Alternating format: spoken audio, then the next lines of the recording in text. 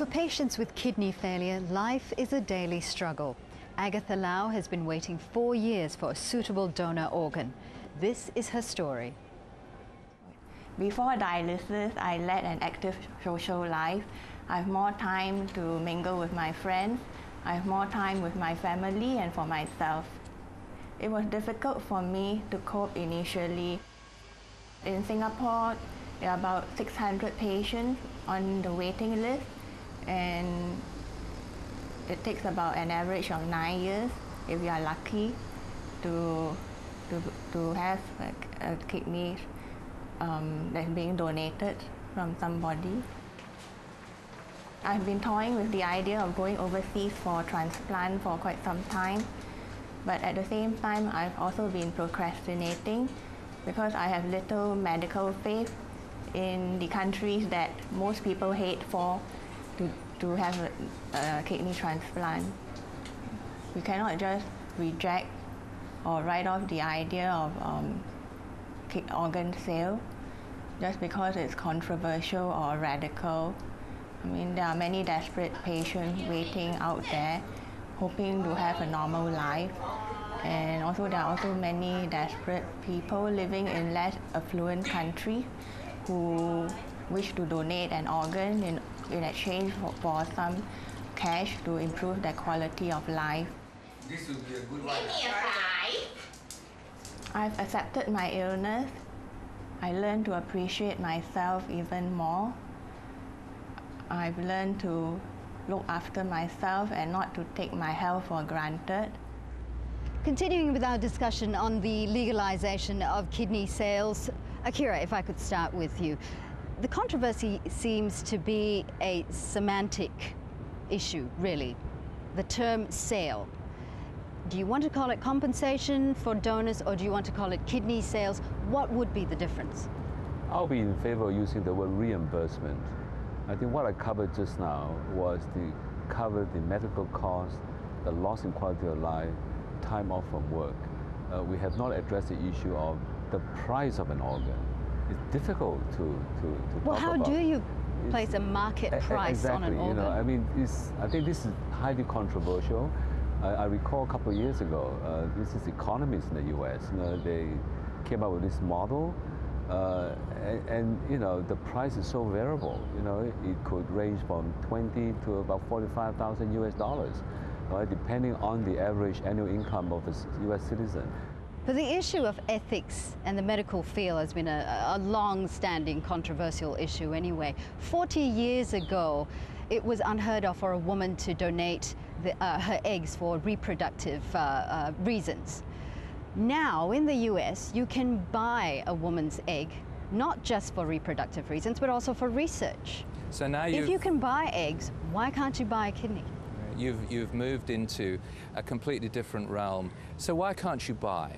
What should you do? What you do is you place every person in jeopardy who's on dialysis. That's the first thing you do. The second thing you do... How do you do that? How is somebody on dialysis in jeopardy? Let me ask the question.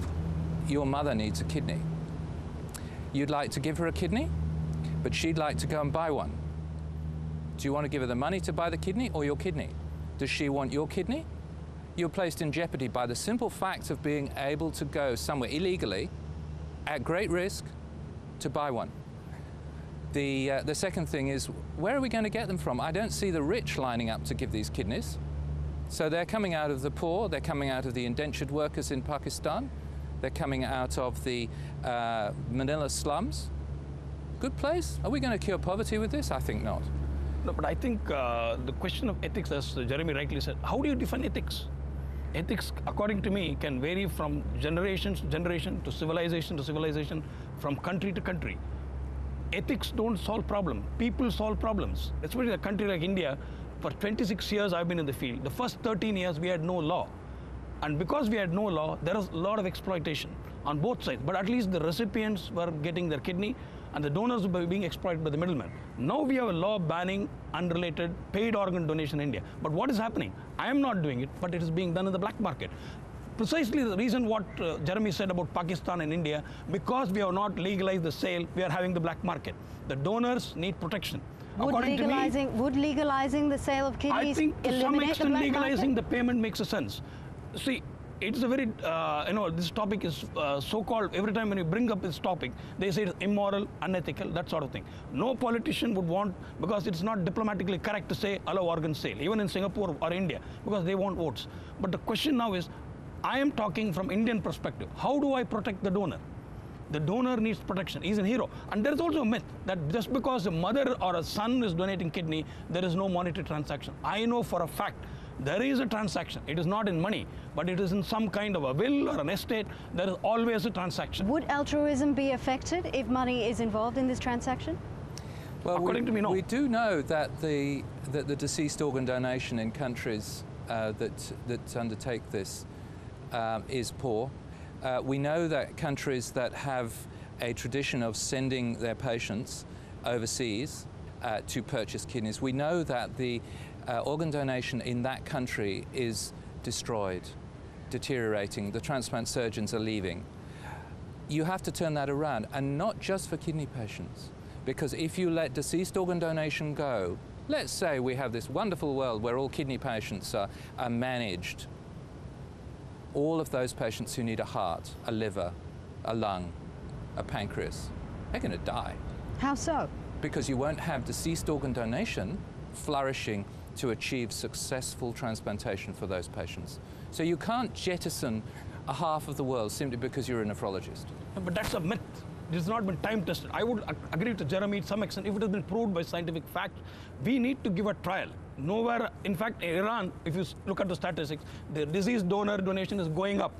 There are statistics to prove, along with live donation, deceased donor transplants are going up. It's a myth. Let's have this trial. In fact, I think Singapore would be the right country, according to me, because where you have laws, there is no corruption, some trial in some form. You need to look around the world and see those places where living donation of kidneys is being advanced and where deceased donation has not achieved success.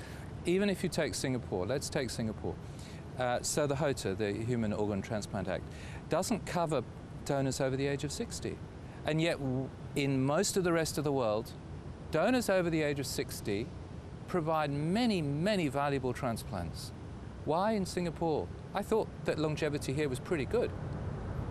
I think we are moving into that direction. I think there's an amendment to the law coming up to cover donors over the age of 60.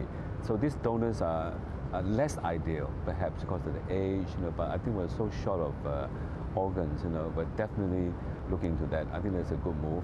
I think in the context of Singapore, expanding the donor pool, let's say by reimbursing donors, I feel may not decrease the number of altruistic donors. You see, over the years, as I said before, we've been depending... But at the same time, and Jeremy brought up a really good point, though, if my mother needed a kidney, but she would not take it from a blood relative, she'd rather buy it from a stranger, wouldn't that fuel the market then? I think all donors should need to be compensated, paid. That's my feeling. Because it is assumed just because somebody is related, there is no monetary deal. It is only altruism. Altruism to some extent. And just because somebody is altruistic doesn't mean that person doesn't need compensation.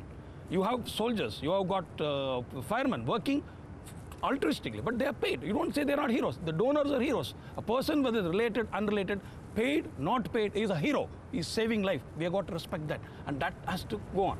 Well, AKIRA, if the system does go ahead, and if kidneys are legalized in Singapore, as you said, it may not actually meet the demand that is needed. I mean, we'll never be able to meet the demand. Right. The incidence of diabetic kidney failure is increasing every year. 60% of the dialysis patients in Singapore are diabetic, you see. So very difficult. If the system is so successful, and we are already seeing the popularity of transplant tourism, is there a possibility that this could actually, Singapore perhaps may look overseas to harvest organs? Whenever you bring money in, the donor motivation changes. And so the donor evaluation changes, because you rely upon the donor to tell you facts about their medical history.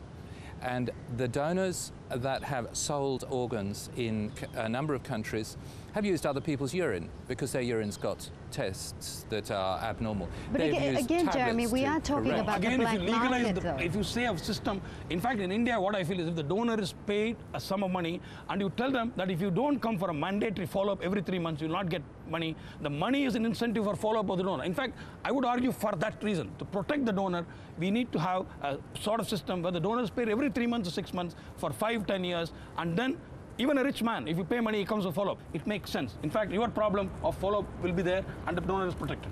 We're just running out of time. AKIRA, do you think this system will work in Singapore? I think we have to give it a try. I think hopefully we will see minimization of the black market. I think that's one of the outcomes that remains to be seen. Right. And Jeremy, is there a solution to the global shortage of kidney donors? In 25 years' time, I hope we'll look back and we will have prevented at least half of the disease that leads to the failure of the kidney, the heart, the liver, and the pancreas, and the lungs that we have today. We then halve the size of the problem.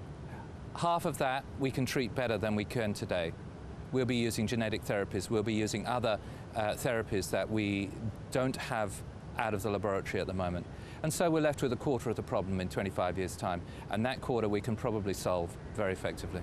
Gentlemen, thank you very much for joining us today. That's all the time we have for this edition of 101 East from Singapore. We'll see you again next week.